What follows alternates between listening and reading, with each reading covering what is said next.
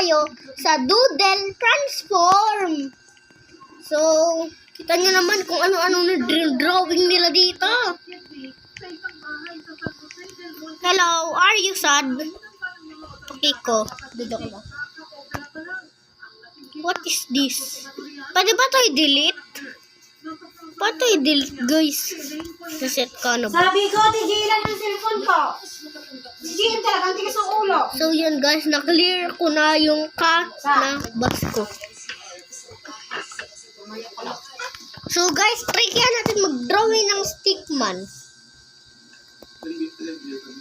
Nadatnan nila sa mga kwarto at siyang na umuwi ni Corner apat sa kanila ay nagdadala na ng kidney at nagpapatuloy habang lima naman ang ooperahan pa lang sa lahat. Isa ang 20 anyos na lalaking si alias Kurt sa mga nasabi. Pag-deliver, pinangakuan sila ng 200,000 pesos na bayad para sa kidney pero dalawang hindi ko lang daw ibinigay sa kanya ng grupo.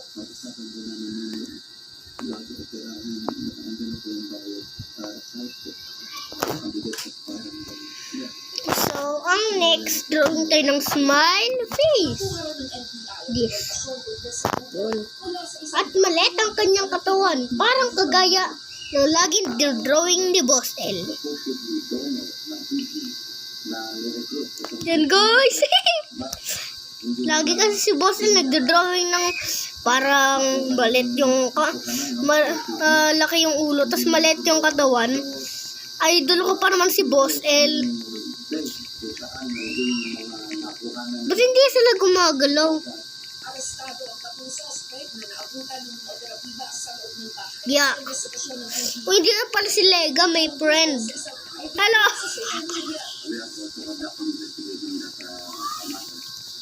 Kulit. So, i-reset natin to at gagawa tayo ng blue hair man.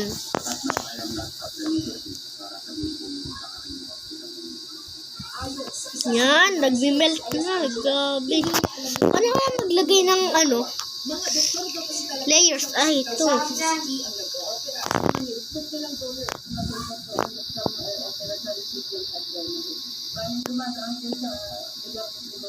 Yun. Tapos, ito. Iniimbestigahan na rin Ito. ng NBI ang pagkakaugnay umano ng isang nurse mula sa National Kidney Transplant Institute. I-plus natin.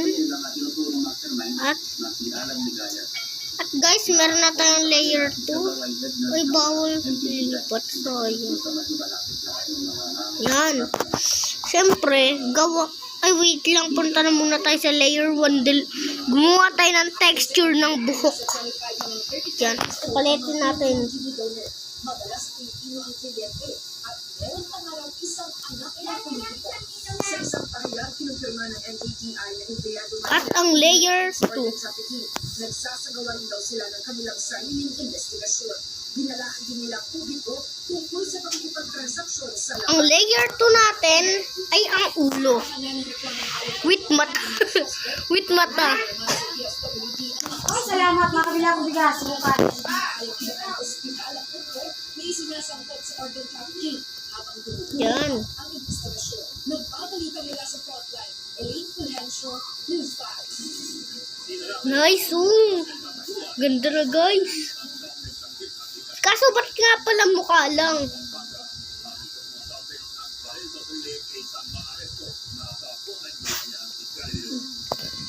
Ba't nga ba ganun guys, no? Black.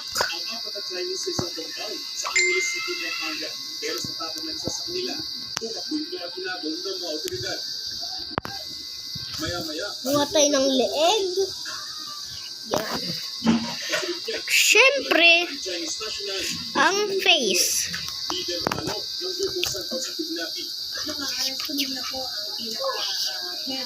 Ha? Paano nila pa itong layer? So, yan. Tapos, ano pa ba guys? Alam ko na kung paano gagawin. Palitin na. Ito, yan. Ayon sa PI, aarestuin nila ang apat na Chinese dahil sa mga overstaying alien na amay ito sa bansa. Noong 2019 pa raw dumating ang mga Chinese sa Pilipinas at hindi na-renew ng kanilang mga tourist visa. Miyembro rin daw ng Kidnap for National Food ang apat. Sila umanang pumatay sa siyang na natagpo ang kalay sa ikatutang lugar sa Pampanga. May involvement po itong ito sa mga illegal activities including kidnapping ng mga kapwa po nila Chinese nationals. Sinampalan ang kaso kidnapping ang tatlong Chinese. Kasalukuyan sa Guys, Senado, ito na. Yan. nagpabalita mula sa frontline. Gary De Leon, News Party. Sa ibang balita, nakahanda na ang detention facility ng Senado sa kahit At yan, okay na to. Nice. Hello. Aba, may truck. Successful to.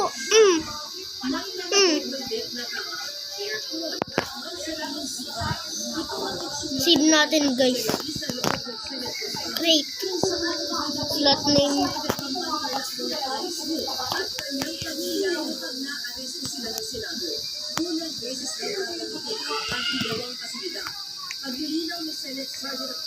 Yan, nice, guys. Galing. Draw. Reset ka na ba? Clear. Mag-drawing tayo ng truck. Actually, guys, truck talaga. Yellow na muna. I know. I know.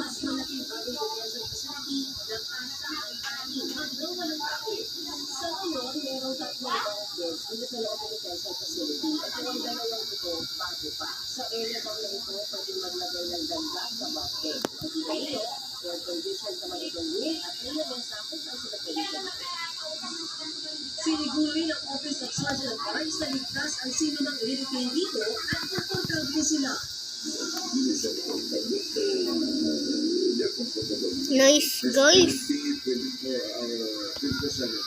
Ano pa kaya? Ah, yung tray. Yung nasa likod. Nasa likod ng truck, guys. Alam nyo ba tawag dun? Sagot din ng Senado ang mga pagkain ng mga madeditin mula almusal hanggang hapunan at may snacks din. Pwede naman silang umorder ng sarili nilang pagkain.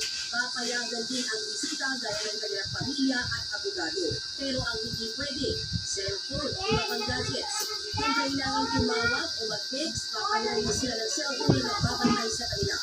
Pero pinaparigulan sa President Jesus Cordero, Guys, kailangan ba talagang ipagbawal galing ang na. gadgets Ganda, guys. sa facility? So, lagyan natin na wala.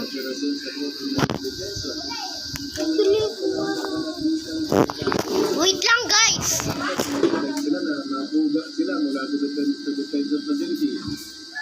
Dagdag pa ni Escudero, hindi naman para lang masiguro na sila sa pagdinig. Ba't ka nakapag-drawing? Pwedeng lumabas-labas para magpa-araw. Daming link. Araw-araw din sila sumasayaling Nag-drawing na. Hindi naman nakapag-drawing ako. Hindi ko inalis yung layer. kanyang pamilya. So, guys, sorry. Nag-ano yung kapatid ko, guys. Seg. Hindi pa mahanap agad ang alkalde. Yan, lagyan natin ng texture. Like that. Yung mga parang barcode dyan. Yan. Nice!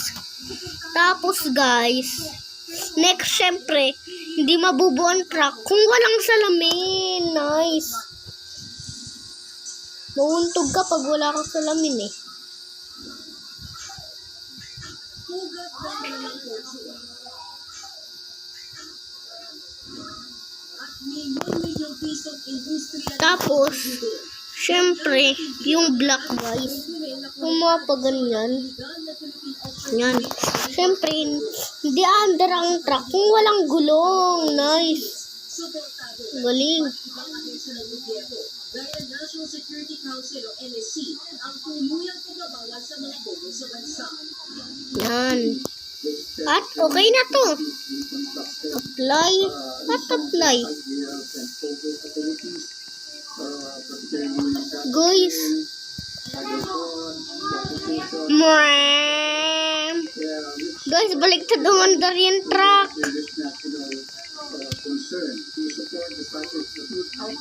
Wait lang, guys.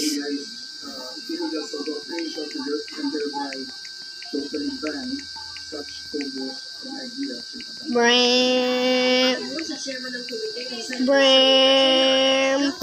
Save natin to. ng bansa ang mga pogo. Hawak Create. ng mga sindikato ang ilang tubuhaw.